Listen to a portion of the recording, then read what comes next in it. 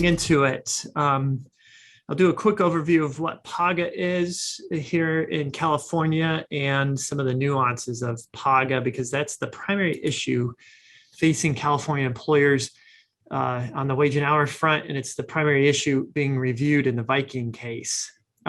So the key issue to remember that PAGA, the Private Attorney General's Act, it's a California law developed by California legislature. It's a state law.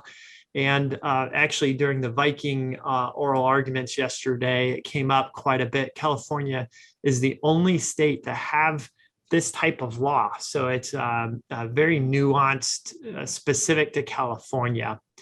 And what was going on, the California state agencies, the labor commissioner, basically didn't have enough resources to go out and enforce the penalties, these civil penalties that only the state could enforce. And so what the state legislature did with PAGA was say, well, we'll privatize this enforcement of these civil penalties, allow private parties, private employees and their counsel to go enforce these civil penalties, which, by the way, these private employees weren't able to collect these civil penalties even in a lawsuit on their own. So it was only pertaining to the civil penalties that the state could have recovered from an employer through a state agency action or an audit, something like that. So they incentivized these private employees to go out and sue, give them the ability to sue employers and collect these penalties that the state could have collected. Now, these civil penalties are in addition to the other damages and penalties that the employees can receive on their own through their private action too. And now the state put in a few restrictions, though. We'll talk about that here in a minute. To bring these PAGA cases, there's a letter that they have to send to the state.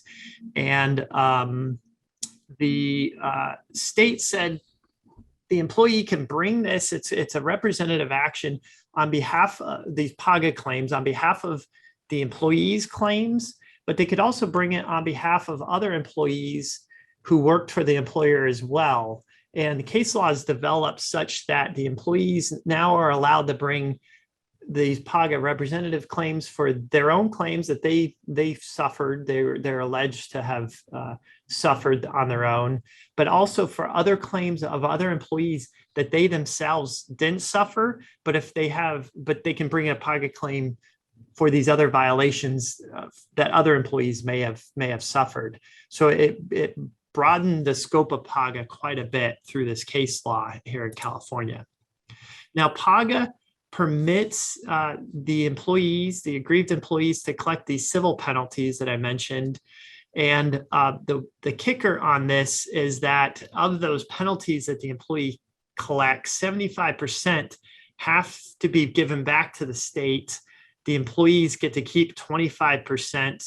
And then the employee who brought the action is entitled to their attorney's fees and costs.